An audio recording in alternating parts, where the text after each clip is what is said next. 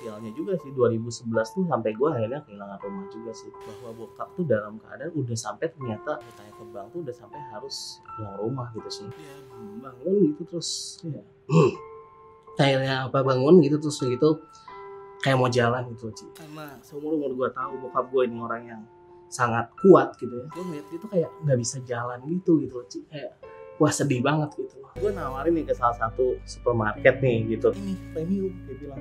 Apanya yang premium? Dia bilang, kalau yang lu ini siapa yang mau minum, sambil dia lempar gitu, pak. Jadi waktu itu omset gue di tahun 2015 tuh kali 2,5 kali lipat sih dibanding sebelumnya. Tahun 2016 juga kita naik banget juga, dan pertumbuhan kita Ci itu dari 9 juta per bulan gitu, kecil banget, sampai udah miliar-miliar per bulan.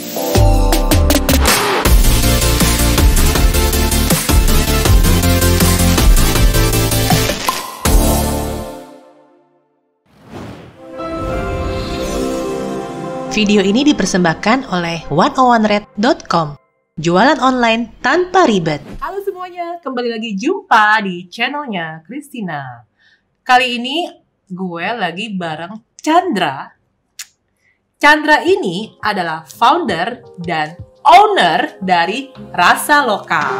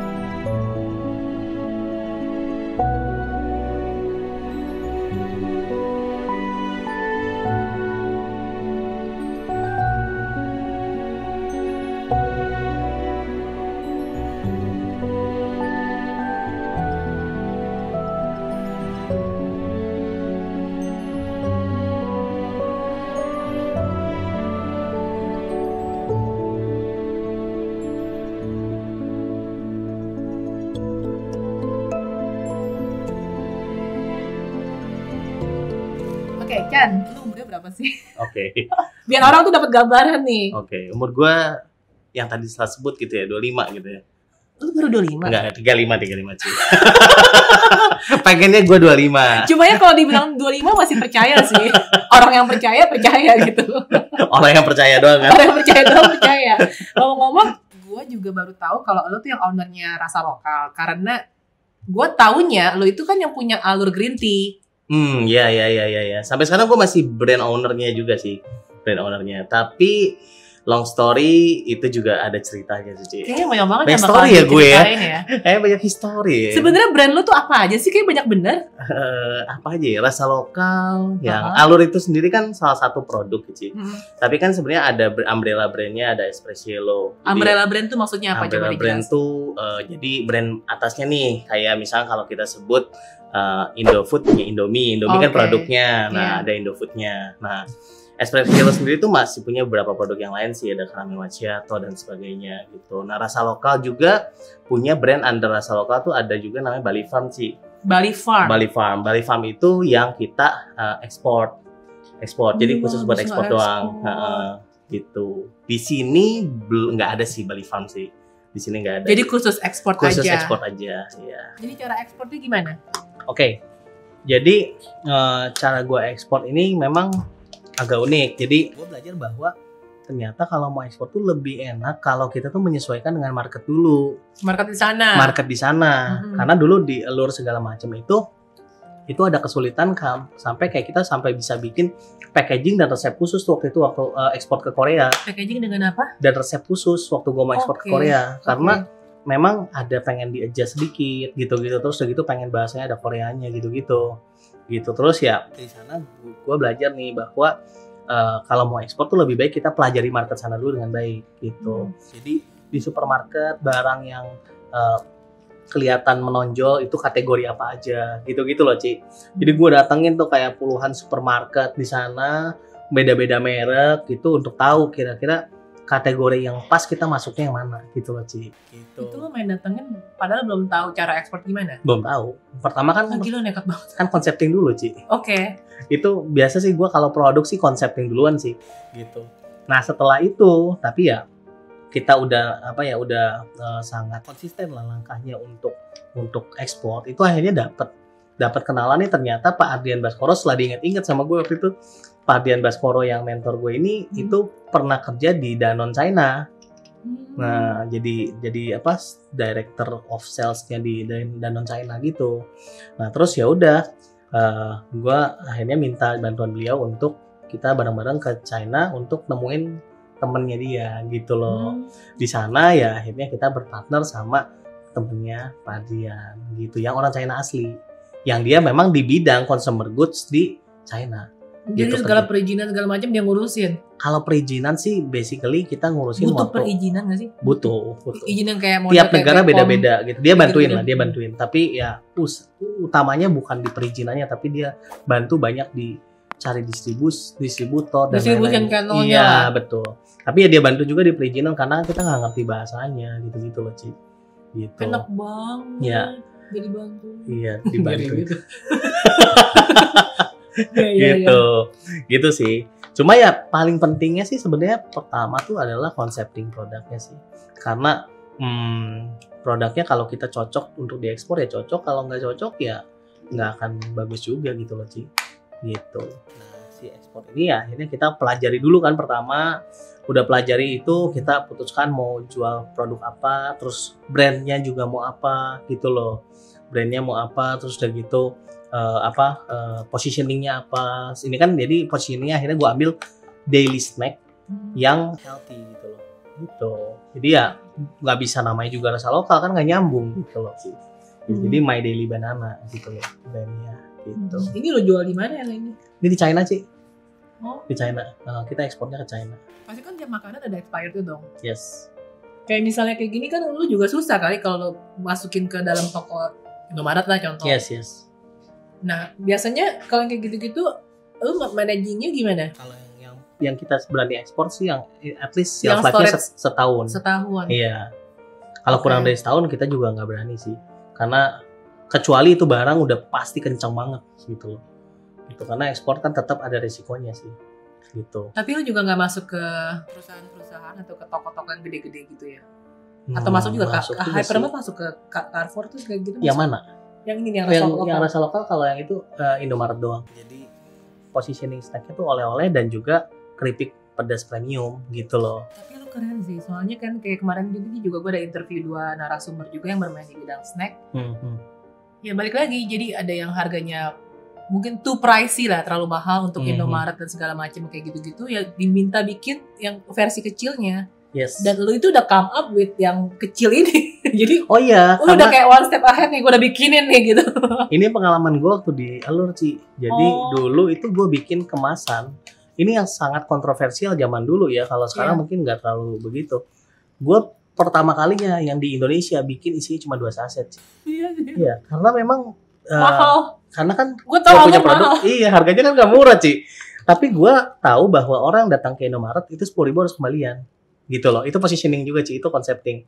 Tuh denger ya, orang kalau pergi ke Indomaret bawa 10.000 harus kembalian. Jadi gak boleh lebih dari 10 gitu.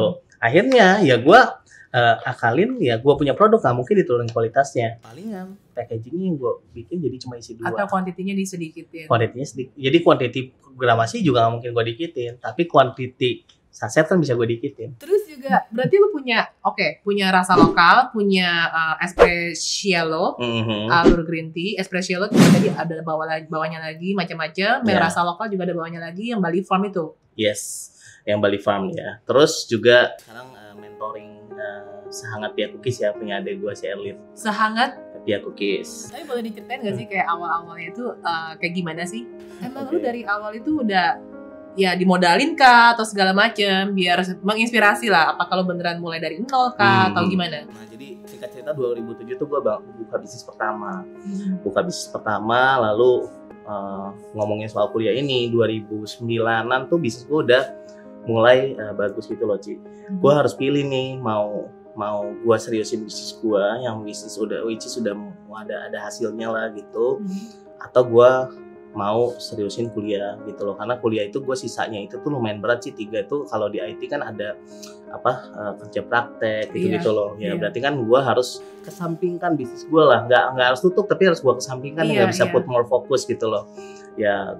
Atau gue kuliah ini gue biarin dulu, sebenarnya gue nggak langsung hilangin gitu aja sih, tapi gue biarin cuti lah gitu. Cuma akhirnya kan ya ternyata gue fokus di bisnis, and bisnis itu jauh lebih working lah untuk keluarga gue karena langsung menghasilkan kan Ci, gitu loh gitu. Jadi akhirnya ya udah lama-lama kuliah terbengkalai sih gitu. Jadi berarti ketika mulai bisnisnya di 2007 ini itu dari tahun ketiga yang kuliah yang IT ini ya. Tahun ketiga ya Ci. Tahun ketiga dan akhirnya lu juga ya udahlah karena bisnis tadi menghasilkan. Iya, dan keluarga juga ada juga gitu ya, betul gitu. Bisnis apa yang lu buka? Oke, waktu pertama sih 2007 itu gue pertama buka tuh pengen ya coffee shop pengennya. Tapi kan terkendala sama modal dan lain-lain. Ya, kalau sekarang sih enak ya, orang terkendala modal bisa jual kopi susu lah gitu, bisa jual minuman botolan dan sebagainya gitu ya. Kalau dulu sih gue sih nggak ada, dulu kan belum ada Gojek gitu-gitu kan ya. Akhirnya gue cuma jualannya kopi and juice gitu, terus di booth di depan kampus gua gitu. Bisa belajar bikin kopinya ngeracik sendiri. Nah, dulu gua di Kaskus lumayan aktif Kaskus tuh Ci. Tahu Kaskus nggak sih? Tahu ya? Tahu. Kali nggak tahu Ci. Tapi kalau orang itu dulu cuma tahu. Oh iya ya. terus. Jadi gua lumayan aktif di Kaskus gitu, terus ya udah gua coba-coba cari gitu gimana cara bikin kopi dan sebagainya. Jadi akhirnya gua nemu komunitas kopi gitu Ci. Gitu, nemu komunitas kopi, terus ya ada aja orang yang baik sih. Ada orang ini sekarang udah terkenal banget sih, jadi juri barista yang sangat terkenal ya, World Barista Championship malah dia jadi jurinya. Gue bilang gue buka coffee shop, buka coffee shop lah ya, pengen coffee shop tapi coffee shop wannabe gitu ya, gue bukanya gitu. Terus udah gitu ya, ternyata dia di Bandung waktu itu buka kafe gitu. Nah terus ya udah gue datang ke dia untuk ngobrol-ngobrol gitu, dia diajarin sama dia sih gitu. Itu akhirnya ya belajar dan sebagainya, akhirnya jadi bisa sih gitu. Berarti dengan join komunitas iya, terus lu betul, bisa ketemu dan akhirnya itu diajarin juga bikin kopi. Betul. Jadi bener-bener nih kopi itu bukan kayak kopi instan gitu ya? Bukan sih. Jadi kopi beneran pakai mesin gitu loh. Iya. Gitu. Terus udah gitu gue join sama teman gue untuk bikin coffee and juice ini. Oh berarti ini joinan? Join sama teman gue, namanya Mizu Coffee and Juice. Gitu. Nah terus kemudian mulai dari bisnis usaha Mizu ini berkembang menjadi sekarang? Oke. Ya, singkat cerita sih 2007 sampai 2010 gue tuh fokusnya sih ke bisnis banget sih Ci. Jadi 2007 sampai 2010 mungkin gue mengalami kegagalan ada sekitar 7 kali ya Ci ya gitu. 7 kali bikin bisnis berbeda. Bisnis yang beda-beda tapi masih makanan minuman semua sih. Kayak tutup, buka, coba ini, coba itu dan sebagainya sih. Itu 2007 sampai 2010. Nah, tapi 2010 ini tiba-tiba keadaan berubah karena bokap tuh kena cancer. Dan begitu bokap lo kena cancer, akhirnya yang melanjutin semua usaha bokap siapa? Nah, tetap sih bokap tetap berbisnis kok sampai akhir hayatnya. Jadi bokap gue pejuang tangguh banget sih. Dia nggak mau, waktu cancer pun dia nggak mau jadi orang sakit sih. Gitu. Dia benar-benar kayak, oke, gue cancer, udahlah nggak usah worry lah gitu. Udah jadi kayak dia juga berobat aja tuh kayak sayang duit gitu loh Ci. Gue makanya makin ngerasa kayak di situ sih sejak bokap gue cancer, gue benar-benar kayak merasa, oh gue udah harus bantu keluarga lebih serius lah. Tapi waktu itu gue juga pusing sih karena sebesar-besarnya penghasilan gue dibandingkan dengan hutangnya bokap gue sebelumnya, terus udah gitu juga bokap keadaan lagi sakit kayak gitu. Bisnis gue masih size-nya terlalu kecil sih untuk itu semua gitu loh Ci. Nyokap ibu rumah tangga? Nyokap gue ibu rumah tangga sih, dia pun shock banget dan akhirnya ya nyokap cuma bisa ya nangis dan juga doa gitu ya, itu doang sih gitu. Karena selama ini kan kan nyokap cuma ibu rumah tangga. Memang bokap gue tuh nggak mau nyokap tuh kerja ya, karena bokap gue kan orang tangguh keras gitu ya. Dia mau nyokap tuh ngurus anak-anaknya, dan bener sih anak-anaknya dari bokap dan nyokap gue tuh ya semuanya tuh punya integritas lah gitu loh Ci, gitu. Karena memang nyokap fokus ngurus keluarga, bokap fokus ngurus bisnis sih gitu. 2010 akhir itu tahun dimana Espressielo lahir sih Ci. Espressielo. Iya, Espressielo tuh yang umbrellanya Alor tadi Ci Green Tea gitu ya. Itu tahun 2010 akhir tuh lahir dia. Gitu. Jadi di tengah kesulitan tuh muncul bayi baru gitu. Gitu sih Ci. Tapi ya kejadian yang masih juga berlanjut, sialnya juga sih. Bokap gua ditipu, langsung keadaan keluarga kan gak kondusif gitu Ci. Itu waktu ditipu itu meninggalkan hutang nggak? Ya akhirnya iya sih Ci. 2011 tuh sampai gua akhirnya kehilangan rumah juga sih. Akhirnya rumah yang gua udah gua tinggal dari kecil gitu ya, dan kayak udah melekat banget tuh sama gue gitu ya. Itu malah ya gua akhirnya rumah itu harus kita relain, dan sama sekali waktu itu nggak ada yang tahu sih bahwa bokap tuh dalam keadaan udah sampai ternyata hutangnya ke bank tuh udah sampai harus hilang rumah gitu sih. Udah kehilangan rumah, nggak punya duit buat sewa rumah Ci. Buat sewa rumah waktu itu cuma berapa ya, kalau nggak salah cuma sewa rumah kecil tuh nggak nyampe 20 juta atau sekitar 20 juta lah mungkin ya gitu. Setahun ya gitu. Jadi kayak oh gila sih, tahun itu sih luar biasa banget sih. 2010 2011 jadi bertubi-tubi ya. Iya betul. Hutang juga makin besar mungkin hutang karena makin besar. bunganya ngulung terus. Betul sih. Jadi kayak bokap gua tuh ya bayarin hutang bank terus gitu loh. Gitu akhirnya ya mau nggak mau ya akhirnya kita korbanin rumah lah. Ya tapi setelah itu malah itu jauh lebih tenang sih, karena ya utang bokap gua yang paling besar saat itu ya udah terhandle lah ya. Walaupun masih ada sih utang dagang apa mungkin ya gitu ya. Cuma yang itu udah at least udah terhandle lah gitu.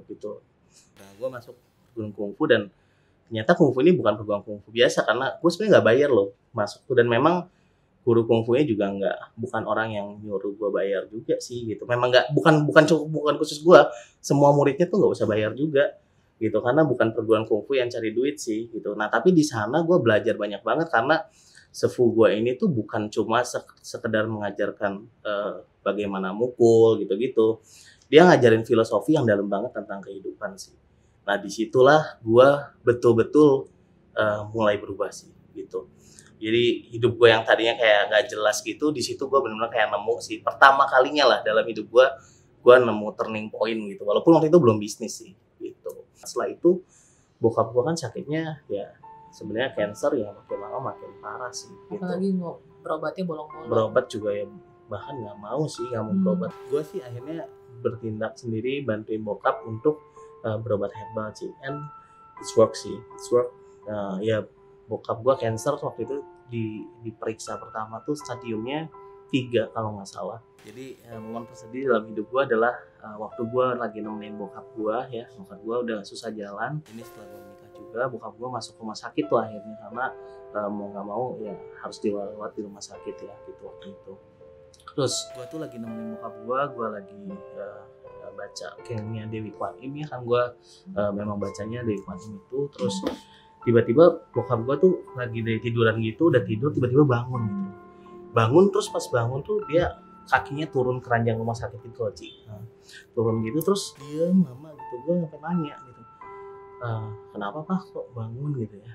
Terus gue bilang, papa tuh pas bangun tuh inget papa tuh masih sehat. Tadi tuh papa mimpi masih sehat dan pengen kencing. Jadi ya dia bangun gitu terus ya kayaknya apa bangun gitu terus gitu kayak mau jalan gitu Ci. Mau jalan cuma kakinya ternyata udah nggak bisa jalan gitu loh. Karena seluruh umur gue tahu bokap gue ini orang yang sangat kuat gitu ya. Gue ngeliat dia tuh kayak nggak bisa jalan gitu Ci. Kayak wah sedih banget gitu. Di situ momen tersedih dalam hidup gue sih, bukan waktu bokap gue meninggal, karena di situ gue sedih banget. Kenapa? Karena gue tahu orang yang tegar selama ini bela keluarga mati-matian, termasuk keluarga besar, dia tuh mau jalan aja hal yang setiap hari bisa kita lakukan dan kita mungkin lupa bersyukur akan itu tuh nggak bisa gitu. Dan dia dalam mimpinya tuh dia tuh dikasih sehat gitu. Jadi, itu yang paling sedih dalam hidup gue. Makanya waktu bokap gue meninggal itu gue udah nggak sedih lagi gitu. Karena gue melihat dia kayak dilepaskan dari semua penderitaan dia gitu. Jadi yang gue juga bersyukur adalah di masa bokap gue meninggal tuh nama Espressielo juga udah kedengeran sih gitu. Jadi orang juga udah pada tahu. Gue juga punya omset juga udah nggak kecil lagi. Waktu bokap gue meninggal juga bunga juga bertebaran di mana-mana. Jadi kayak ucapan berduka cita juga banyak banget gitu. Jadi gue bangga karena at least di situ nama bokap tuh udah pulih dalam hal mendidik anak gitu loh, Ci. Itu kalimat-kalimat lu juga tadi itu sih keren banget sih.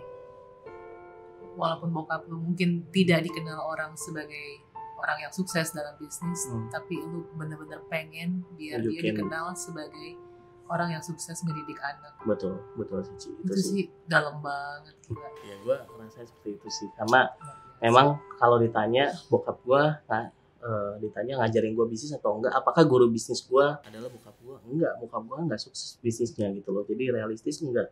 Tapi gue diajarin integritas dan ketegaran dari bokap gue sih. Kayaknya gue pada ekspektasi gue tuh, gue selama ini kalau interview orang tuh kan kayaknya ada dari nol terus from zero to hero. Tadi gue expect lu tuh kayak dari hero ke hero gitu. Dari hero kecil ke hero yang lebih besar biar ada variasi cuman. Tapi bener-bener sih kayak Espressielo ini bisa nggak lu jelasin cara ngegedenya itu gimana sih akhirnya sampai lu memutuskan bikin Espressielo? Espressielo ini itu gue mikirnya waktu itu adalah dari sisi uniqueness-nya. Di mana-mana waktu itu kopi instan tuh itu yang nggak ada yang premium di Indonesia, nggak ada yang jual varian juga yang fancy yang lifestyle gitu. Nah, gue bikin Espressielo tuh konsepnya kopi instan tapi yang lifestyle, makanya variannya kayak caramel macchiato gitu sih. Itu mulai dari 2010 akhir dan mulai dari garasi, Ci. Mulai dari garasi nol banget waktu itu, karyawan cuma 1 gitu ya, karena kan habis gagal tuh, Ci. Iya. Ini garasi maksudnya lu jualan online jadinya? Atau lu buka coffee shop di garasi lu? Bukan, ini buka. Kalau Espressielo ini kan kopi powder di dalam saset, Ci. Oke. Jadi di garasi itu produksinya gitu. Jadi bener-bener kayak ditimbang satu-satu pakai seokan itu loh, Ci, yang kayak buat susu bayi itu. Nah, kayak pabriknya lah ya kasarnya. Pabrik kecil. Pabrik lah ya. Pabrik di garasi. Pabrik ya. Pabrik masukin satu-satu, timbang satu gitu, terus disil satu-satu gitu loh, Ci. Tips gue sih kalau untuk bisnis seperti itu yang kita mulai UKM nih. Kemasan penting lah. Kemasan tuh penting banget gitu. Iya. Itu tuh walaupun lu bikin di garasi lah di mana gitu, orang kan nggak akan tahu. Taunya tuh waktu di supermarket tuh kayak gimana gitu loh bentuknya gitu. Gitu sih, Ci. Nah, itu yang bikin gue waktu itu lumayan tuh, mulai akhirnya bisnis gue tuh mulai beneran berlabuh gitu loh, Ci. Sebelumnya kan gue bisnis tuh ada kali 8 kali gitu ya. Itu cuma gagal banyak gagalnya lah gitu loh, Ci. Di situ bisnis gue di Espressielo sih betul-betul ya di situ mulai kita kembangin bisa jadi bisnis yang gede sih gitu. Jadi itu penjualannya online? Pertama banget sih jualannya online. Pertama banget. Masih via Kaskus itu? Via Kaskus juga iya. Gitu. Cuma waktu gue dipercaya sama Belcanto Coffee itu, Ci, itu gue udah membangun sedikit-sedikit distribusi.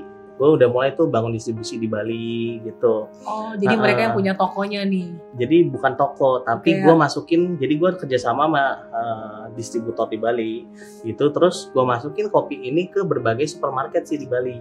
Supermarket premium yang khususnya mungkin kebanyakan sih Western yang datang gitu loh. Gitu. Jadi si kopi-kopi ini tuh jualnya di premium supermarket di Bali. Keren juga lu bisa punya langsung channel modern trade gitu. Nah, itu nggak langsung sih, jadi dari distribusi.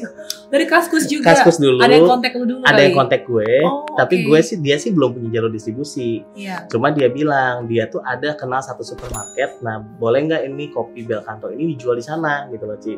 Ya udah, gue bilang oke, boleh. Nah, pas udah berjalan ternyata lumayan jalan nih bisnisnya gitu loh. Dijual di supermarket cuma 1 doang di Bali. Makanya waktu itu walaupun gua belum punya duit kan ketarik sana sini waktu itu ya. Bokap juga masih waktu itu kan tahun 2008-2009 tuh masih belum ini gitu, belum established gitu ya. Gua belum, bokap juga lagi berjuang kan waktu itu ya.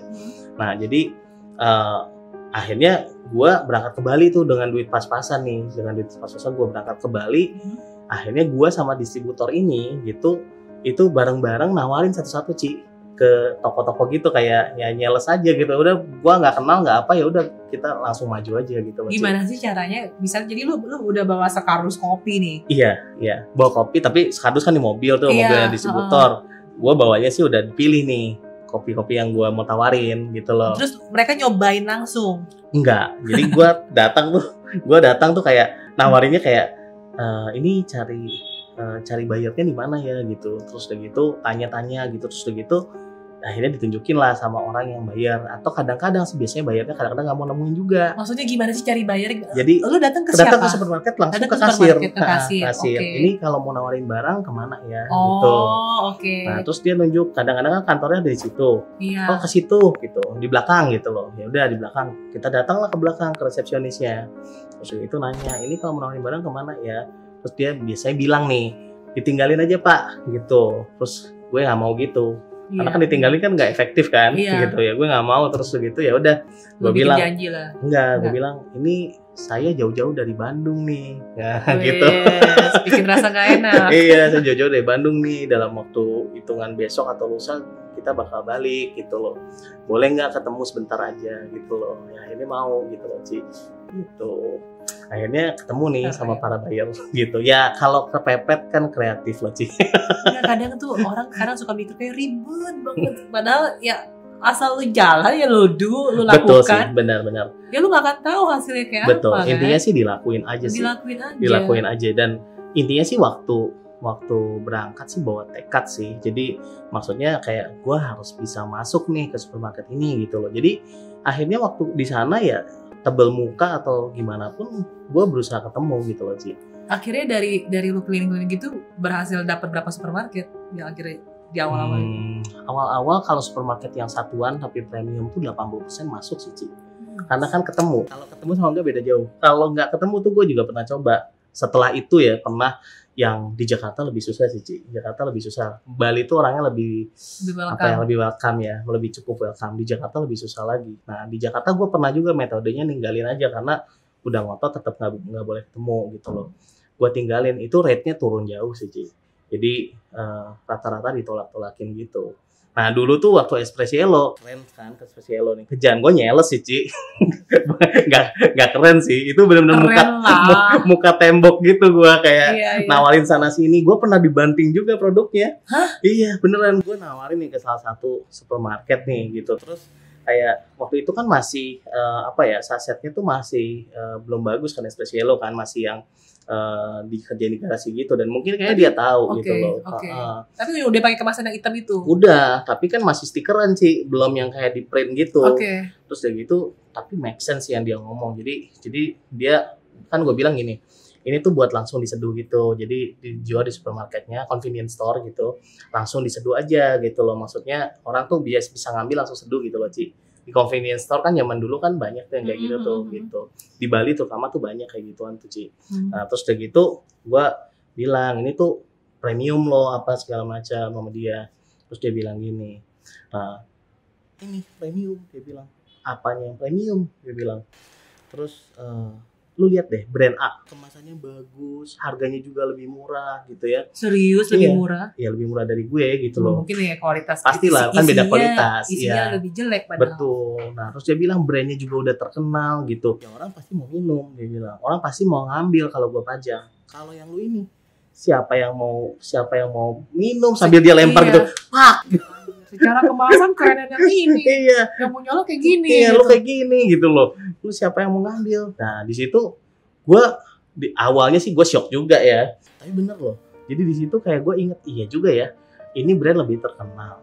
Terus kayak gitu harga lebih murah gitu. Terus packagingnya lebih oke. Kalau cuma dibandingin langsung orang nggak tahu rasa nih gitu.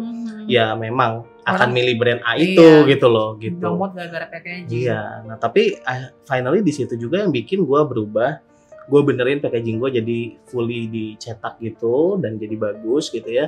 Terus gue datang lagi sama dia nih, udah dibagusin nih singkat cerita. Gue datang lagi sama dia gitu nih, udah dibagusin. Tapi ini orang sebenarnya fair kok. Dia begitu dibagusin, nah kayak gini bagus. Oke, saya terima. Terus dia ya udah dia jualan sih. Dia jual produk gue gitu loh. di outletnya dia gitu loh. Terus ya akhirnya di situ juga salah satu tipping point buat si Espresso ini. Tipping pointnya Espresso karena apa? Karena setelah gue masuk si convenience store ini, gue bawa nih namanya ke tempat lain. Gue udah diterima loh produknya sama ini, gitu loh. Jadi Ngerti. tempat lain tuh kayak oke, lo punya produk terpercaya gitu loh, gitu. Jadi ada tipsnya kalau mau membangun distribusi itu tuh biasa orang selalu berpikir nggak sabar pengen langsung ke distribusi yang nasional yang besar gitu ya, chain market gitu. Iya, ini nggak boleh. Justru kalau bisa tuh pelan-pelan dulu ke yang paling kecil-kecil dulu. Yang kecil ini bisa digunakan nanti namanya untuk ke yang menengah tuh, gitu. Dari yang menengah itu bisa digunakan namanya untuk ke yang nasional gitu loh, gitu. Dari segi pembayaran segala macam bukannya suka delay-delay Suka gitu delay. Tergantung yang mana sih. Jadi ada yang suka delay, tapi ada juga yang baik banget sama UKM. Oke, gue sebut namanya yang baik banget ya sama UKM. Itu Indomaret Ci. Itu pun mereka sangat sangat peduli dengan perkembangan UKM di Indonesia Ci.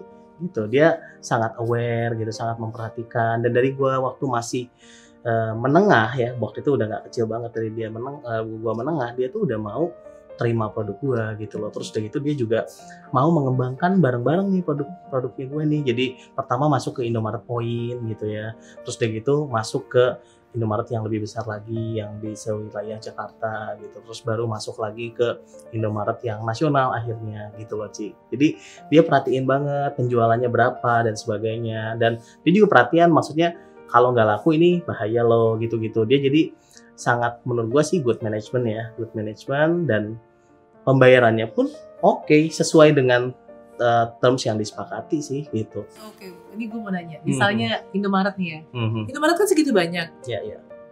Terus gue misalnya datang ke kasir, gue pengen tahu dong bayar lo siapa gitu kan. Maksudnya pemegang decisionnya. Okay. Apakah mereka akan kasih tahu?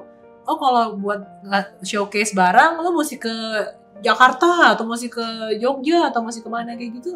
Ada sih, biasanya sih gini. Kasir mungkin kalau kasir kayak nggak tahu sih. Iya. Cuma sebenarnya setiap itu tuh ada namanya DC, Distribution Center. Oke. Setiap DC itu pasti juga punya buyer lokal. Iya. Nanti misalnya kalau barangnya barang lokal itu biasanya lewat buyer lokal dulu gitu. Buyer lokal itu maksudnya apa sih? Buyer lokal tuh misalkan Cici jualan anggaplah keripik ubi khas Wonosobo misalkan. Okay. Nah, DC terdekat di Wonosobo di mana anggaplah, saya nggak tahu, cuma anggaplah Surabaya gitu ya misalkan, di Wonosobo atau di mana di Jogja, whatever lah misalkan. Nah, DC terdekat tuh di sana. Jadi DC terdekat tuh nggak selalu di kotanya ya, bisa-bisa dia lintas regional gitu. Cari tahunya di mana? Dari Google juga kayaknya ada deh. Sekarang ada ya? Iya, sekarang sih nggak susah sih. Kalau dulu sih gue sih nggak tahu caranya begitu.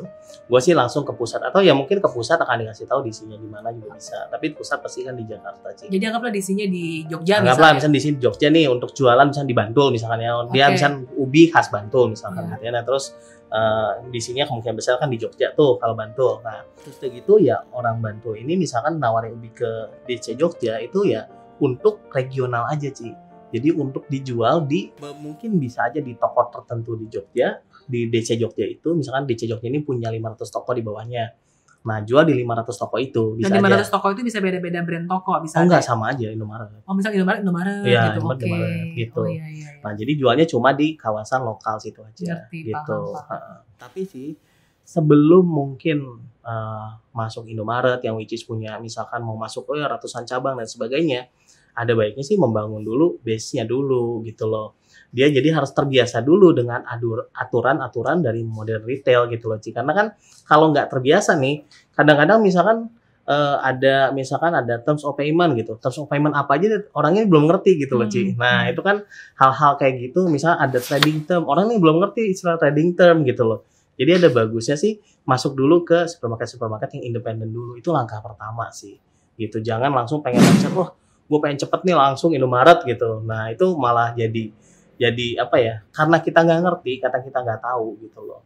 Kecuali dia dibimbing nih oleh orang yang memang ngerti gitu, nggak apa-apa gitu. Tapi kalau orang belum ngerti nih, mendingan coba yang kecil-kecil dulu gitu loh. Nah, 2017 ini cerita yang sangat aneh sih. Jadi gue juga merasa aneh soalnya. Gue aneh banget sih sama kejadian ini. Jadi 2017 itu kita kan alur udah sukses lah, terus kayak gitu udah bagus, terus kita maintain gitu sambil ekspansi kecil-kecilan dari brand alurnya. Tanggal 29 Mei 2017 itu tiba-tiba gue dipanggil sama partner gue yang invest pertama itu. Iya. Ya, partner gue yang pasif sebenarnya. Tapi tetap jadi partner di saat itu kan? Saat itu partner, Oke, pasif partner oke, lah. pasif Pasif partner. Dia investor, dia mendanai hampir semua kegiatan kita sih dari awalnya gitu loh. Tiba-tiba gue dipanggil lah tanggal 29 Mei itu ke Bandung. Gue kan waktu kantornya udah di BSD ya waktu itu. Nah, terus dia bilang sama gue tiba-tiba kayak, Chan, lu dipecat dari CEO. Hah? Iya, gitu. Terus gue kayak bengong gitu gue. Men, performa kita bagus banget gitu ya. Gue punya omset. Gue kaget anjir. Beneran gila, gue aja kaget sih. Bukan cuma gue sih, orang-orang sekeliling gue, semua orang pun sangat kaget sih. Oke, gue cerita dulu sedikit, balik flashback dulu sedikit. 2012 itu gue kan bikin CV nih bareng dia. Iya. Gitu. Sebelumnya kan nggak ada CV, nggak ada apa kan? Nggak ada badan usaha. Nggak ada badan usaha lah. Nah, 2012 tuh gue bikin CV sama dia, gue masukin orang yang kan gue cerita tuh pernah dari gerobak dari mana tuh, dari Mizu.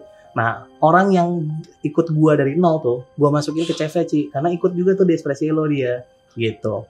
Gue masukin ke CV, sahamnya kecil sih, tapi karena gue sama si partner gue ini bagi dua, nah dia nih masuk di tengah ngambil saham partner gue sama ngambil saham gue juga gitu loh.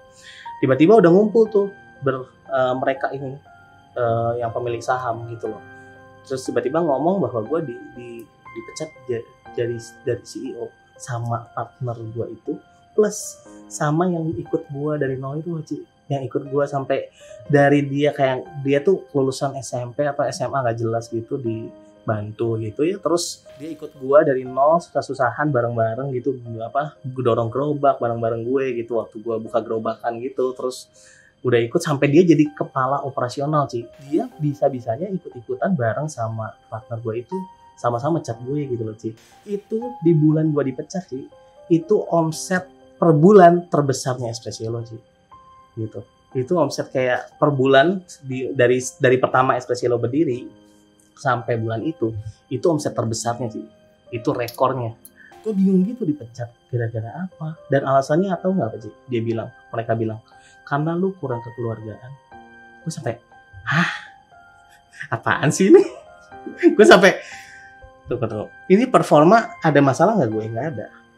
Jadi masalahnya apa? Ya lu kurang kekeluargaan aja. Kurang fleksibel apa? Gue kagak ngerti sih. Ya gue lebih karena di situ gue langsung mikir aja secara logika ya. Ini sih dibuat-buat lah. Terus gue nanya kan, makna keluargaan gimana sih? Ya kayak kita ini di sini gitu ya.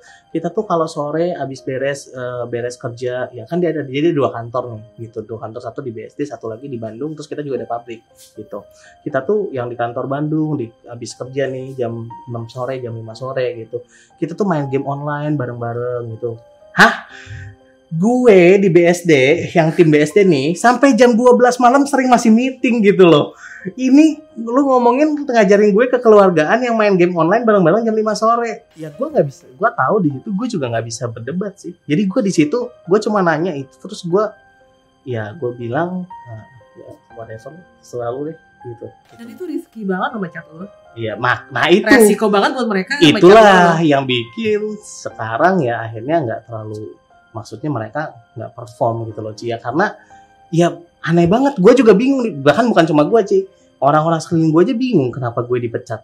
Maksudnya orang-orang sekeliling tuh gini, tim gue nih yang di BSD kan gue juga punya tim dan sebagainya, itu mereka bingung semua gitu, kok bisa sih. Terus begitu apa nggak risky banget gitu ya? Gue yang kenal semua supplier, gue yang bikin resepnya.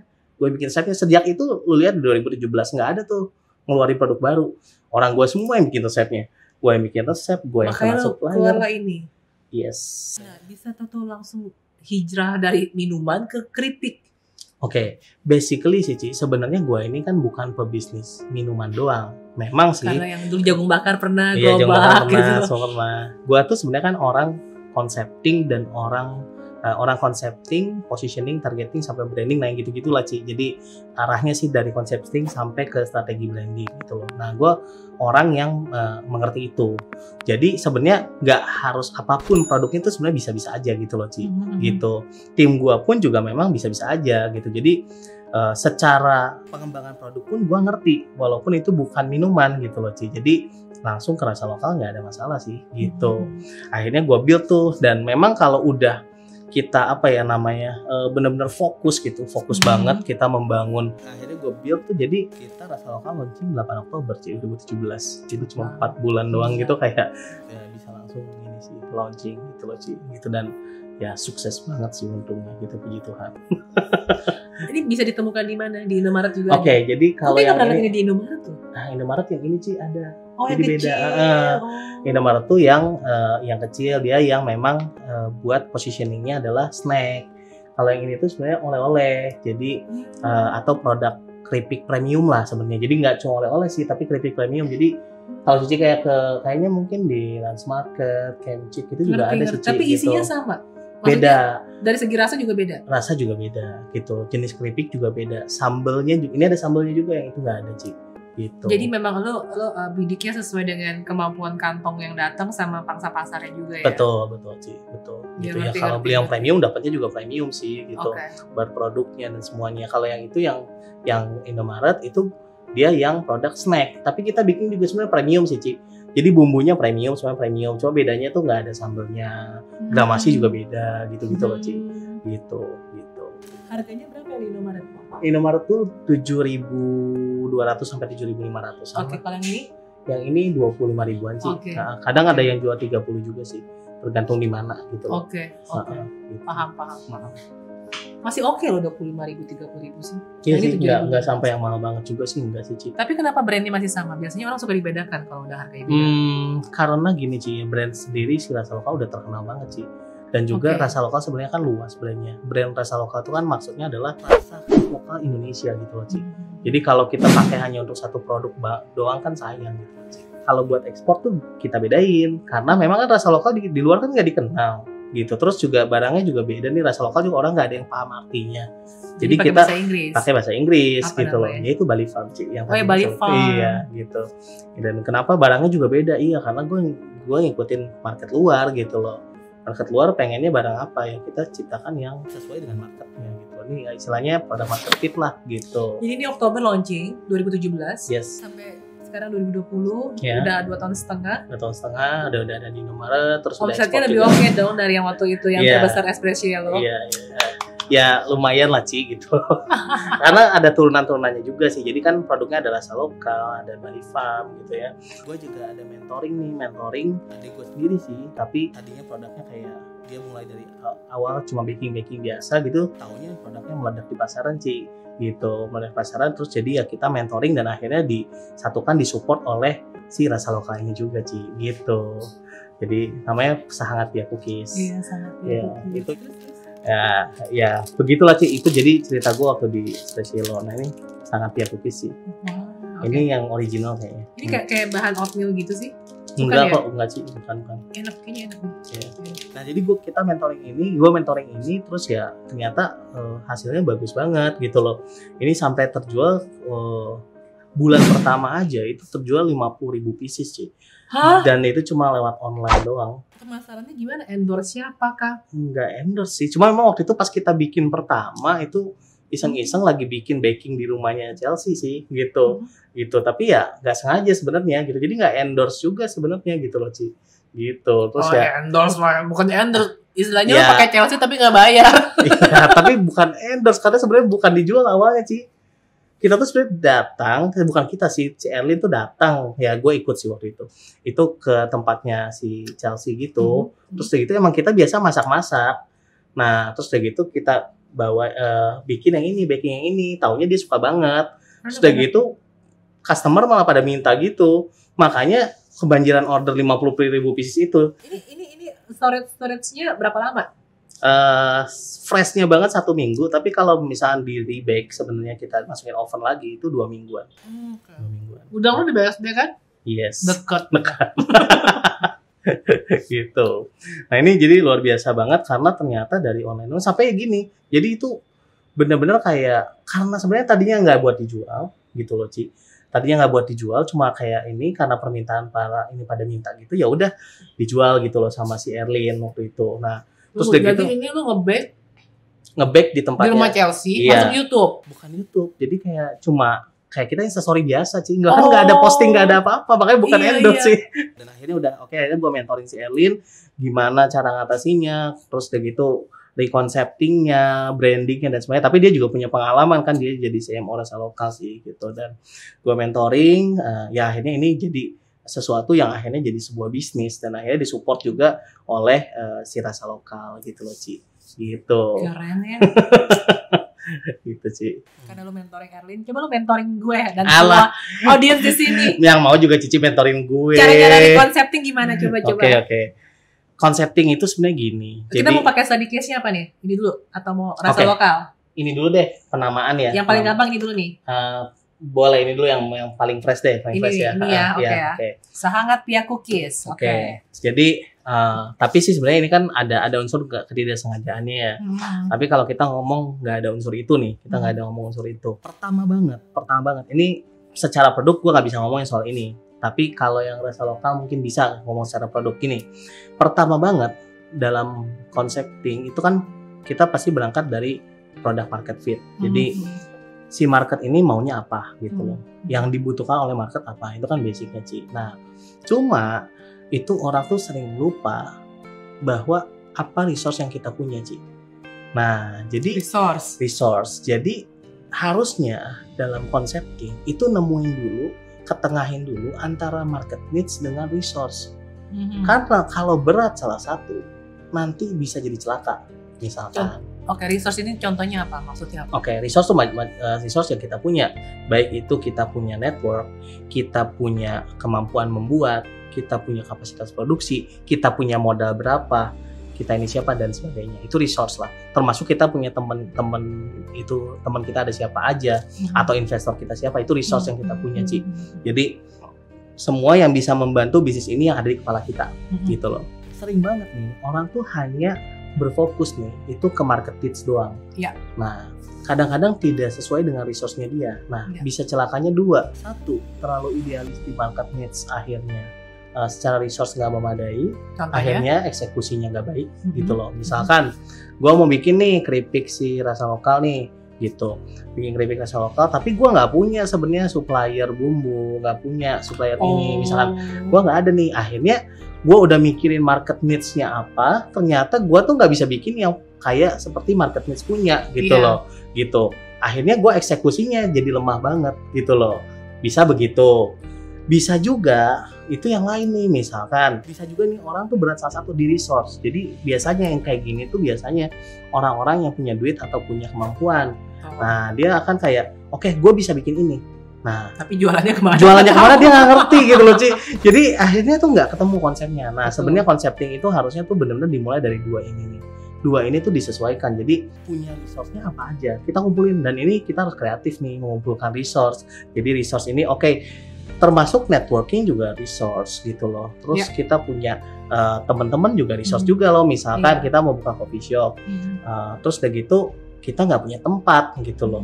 Cuma mungkin kita punya teman yang punya tempat gitu loh. Misalkan apakah mungkin nggak kerja sama dia? Ya mungkin gitu loh. Nah itu resource sih contohnya. Nah tapi kan kembali lagi ke market needs, tempatnya si teman kita ini lokasinya sesuai nggak dengan target market kita, dengan apa yang mau kita jual, dan apakah market di sekitar situ butuh coffee shop gitu loh Ci. Jadi sesuaikan di tengahnya nih gitu. Nah nanti sih sebenarnya sih dari metode concepting ini harus dilahirkan mind map yang betul-betul komprehensif maksud gua. Jadi setelah konsep ini jadi nih, lalu nanti kita atur keluarnya lagi. Misalnya kita ngomongin brand communication-nya mau apa gitu loh. Misalnya kita ada produk misalkan si Pia Cookies Sehangat. Brand communication kita mau apa sih, mau apa aja gitu loh. Oke, gue contohin nih, sekarang kita mundur satu produk. Nah, jadi si Pia Cookies Sehangat ini kenapa sih akhirnya namanya itu Pia Cookies Sehangat gitu loh.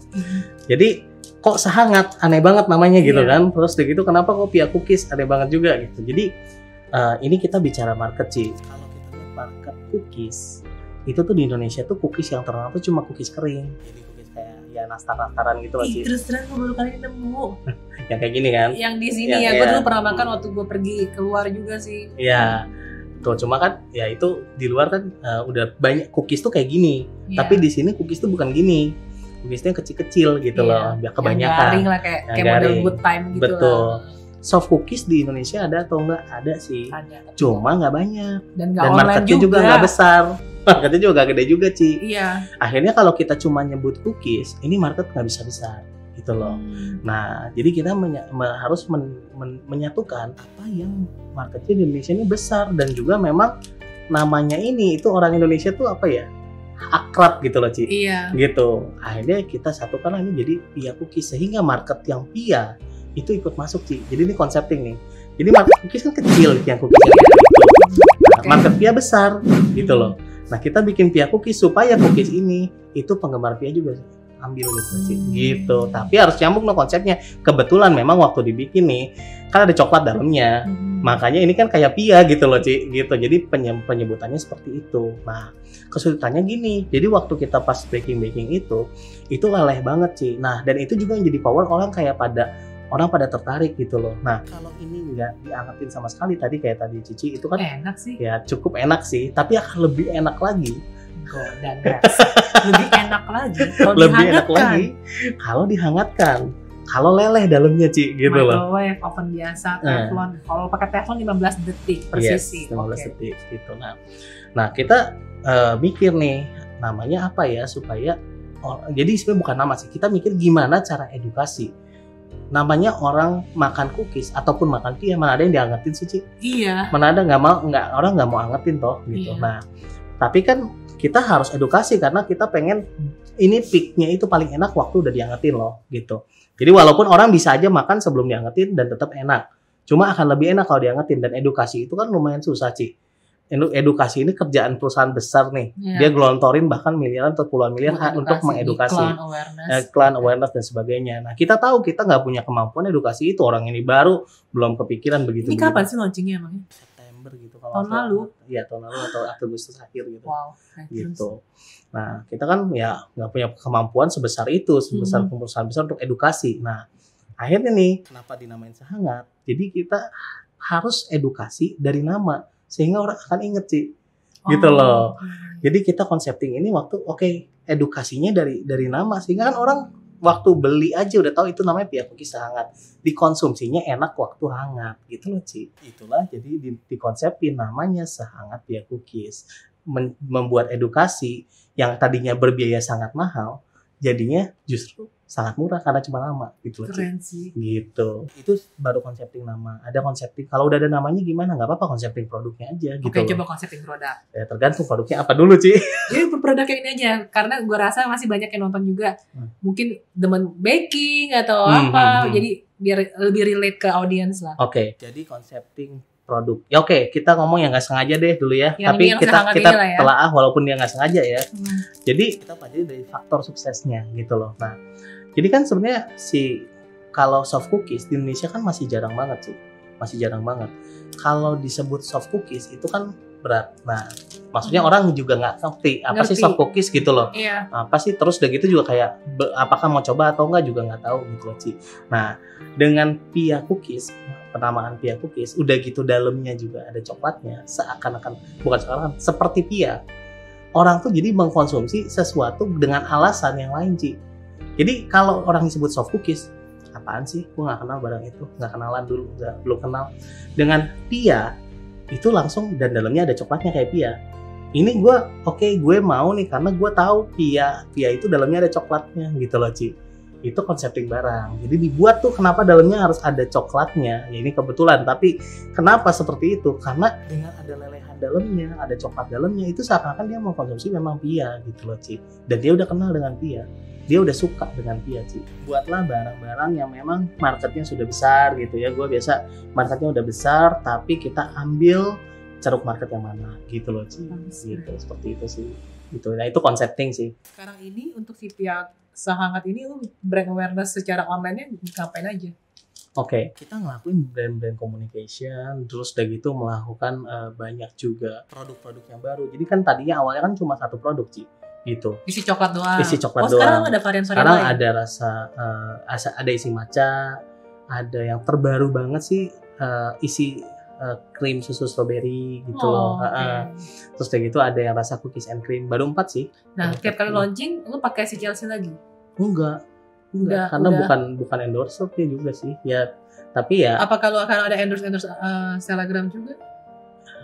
kita belum sih kayaknya, belum. Oh, jadi bener-bener pure dari orang yang repeat, Iya. masih mouth to mouth. Mouth to mouth-nya sih luar biasa banget Karena sih. ini Ci. emang sih kalau orang udah beli sekali kayaknya pasti repeat sih. Iya, dan memang repeatnya juga gede banget sih. Iya, Repeatnya enak. banyak. Iya, repeatnya banyak karena orang banyak banget yang suka, dan kita ya dari testimonial orang-orang, dan bahkan gini banyak endorser juga yang bukan kita bayar sih. Jadi memang Karena memang lagi hype, mereka nyobain. mereka coba dan mereka suka gitu. Ya udah mereka Iya. pada posting-posting gitu, ya udah gitu. Kita jadi nggak natural aja gitu karena memang udah berjalan dengan baik juga sih. Dan ini gitu masih sih. jualannya kayak end user, belum ada reseller segala macam.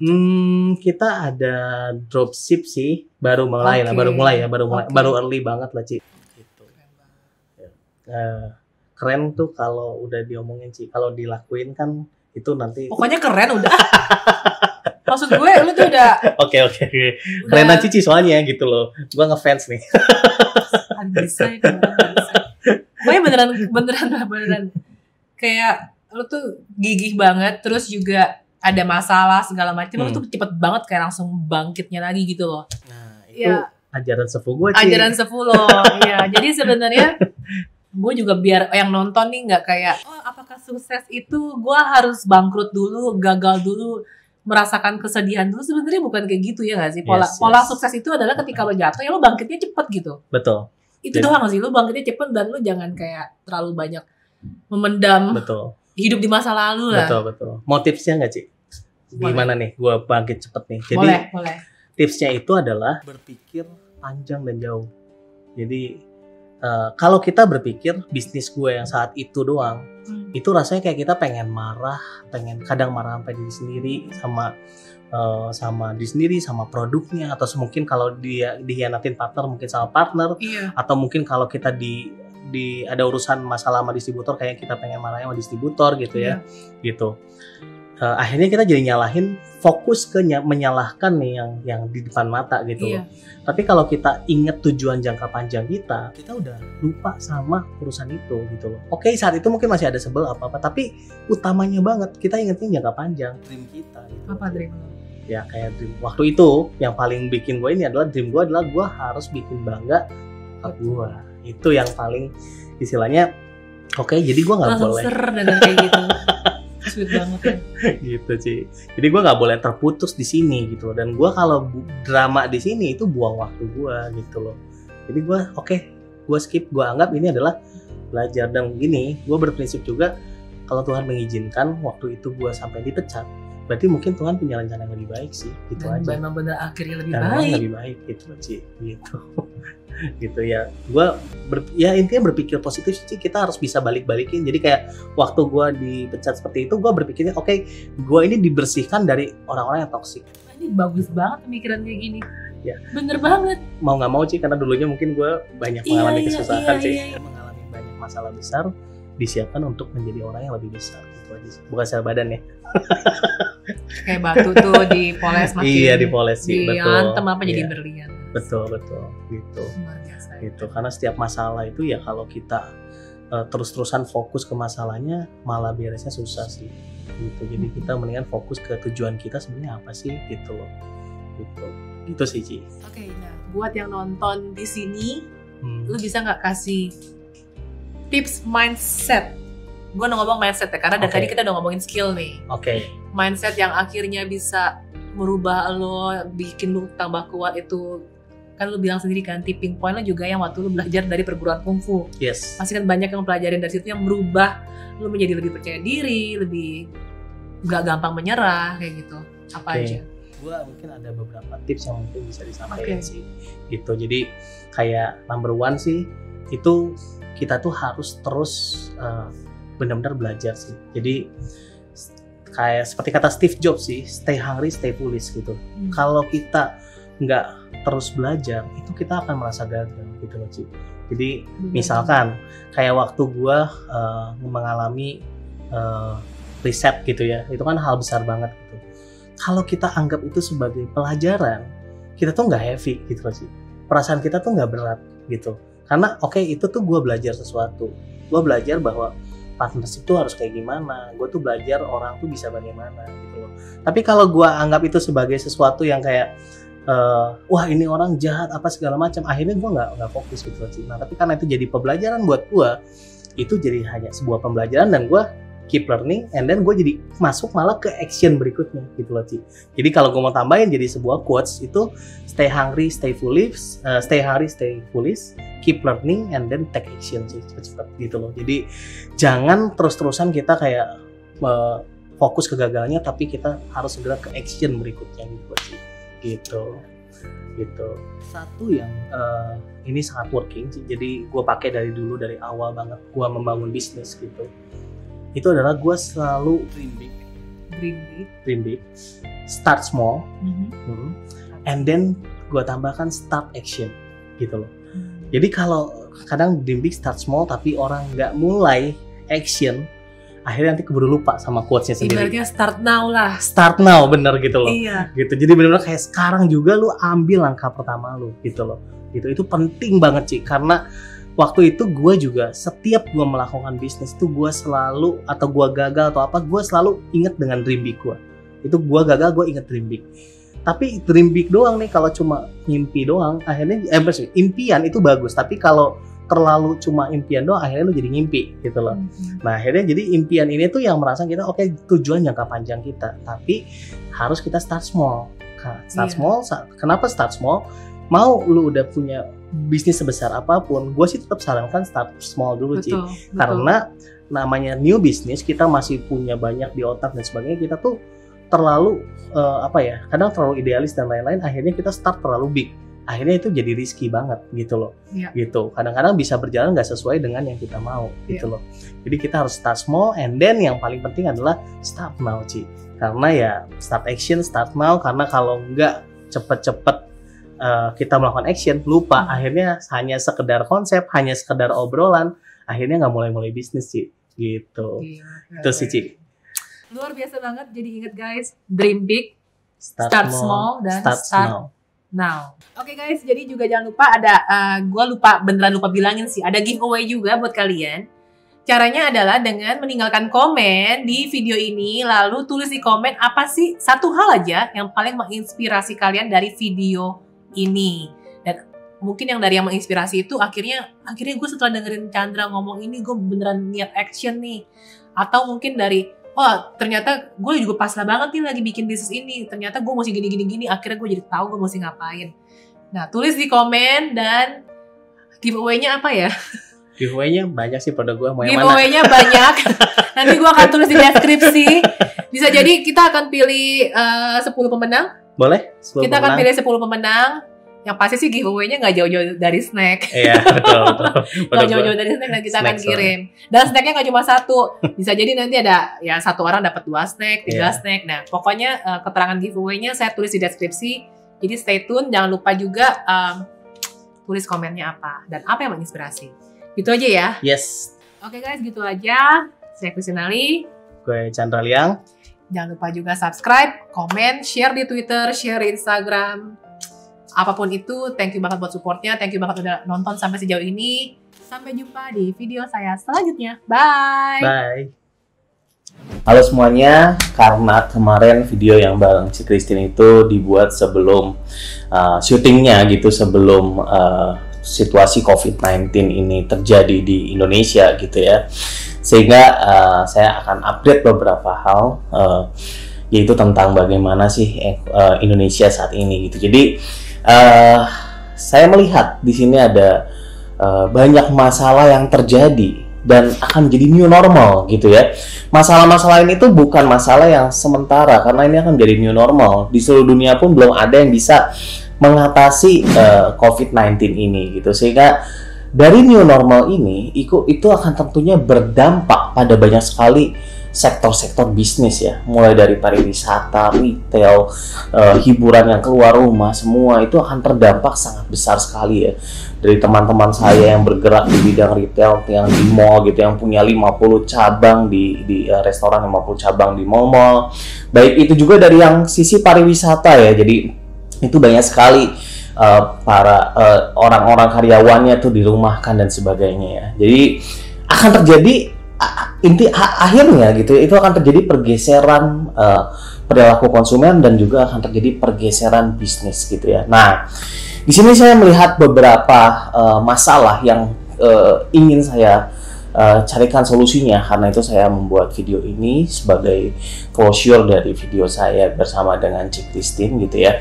Saya melihat ada dua masalah dari para keluarga yang ada di Indonesia ini.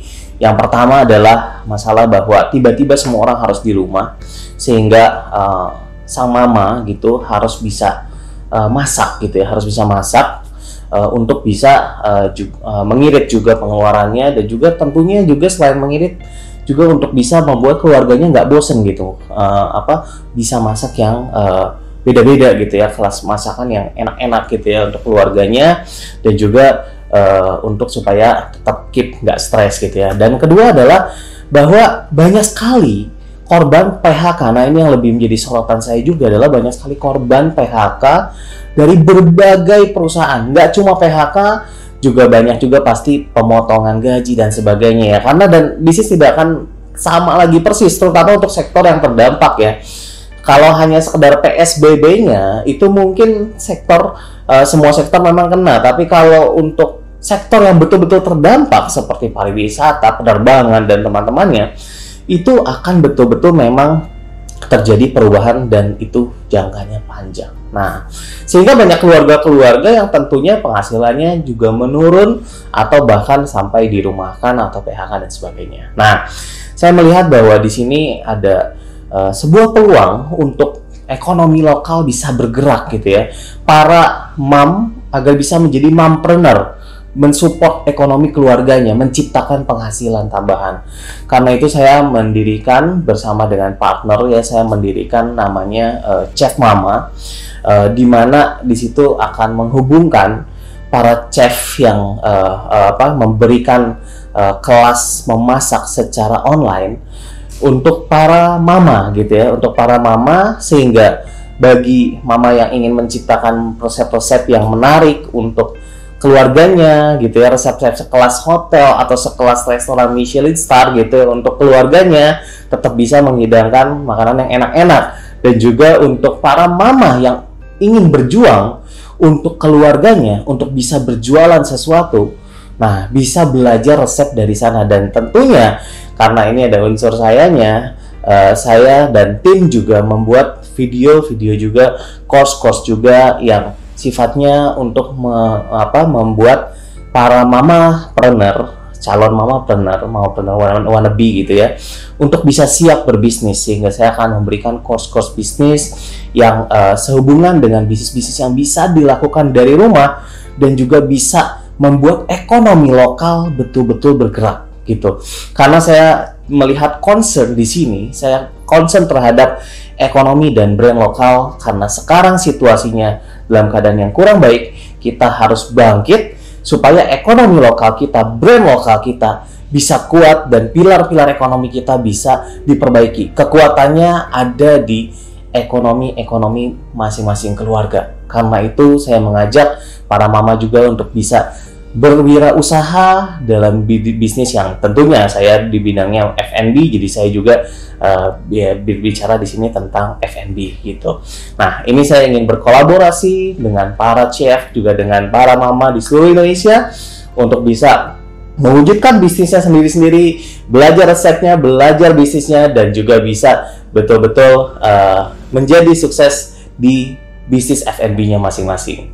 Oke, sekian dari saya, itu closure-nya, dan semoga keadaan bisa cepat membaik, dan juga keadaan membaik atau tidak, yang pasti orang-orang yang bisa berjuang harus keadaannya membaik gitu. Oke, itu aja dari saya. See you, bye.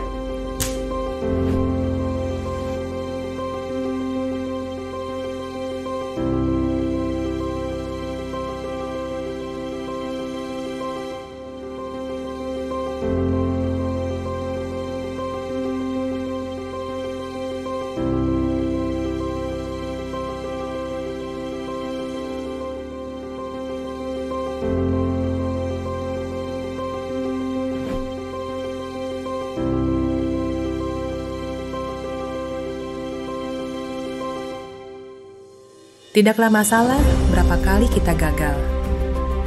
Tidak penting berapa kali kita hampir berhasil. Kecewa karena gagal itu masih jauh lebih baik daripada menyesal tanpa melakukan sesuatu. Yang perlu kita lakukan hanyalah belajar dari kegagalan itu dan dari orang-orang di sekitar Anda, dan yakin kalau kita pun bisa bangkit. Janganlah takut dengan kegagalan, karena jalan menuju kesuksesan adalah dengan selalu mencoba setidaknya 1 kali lagi.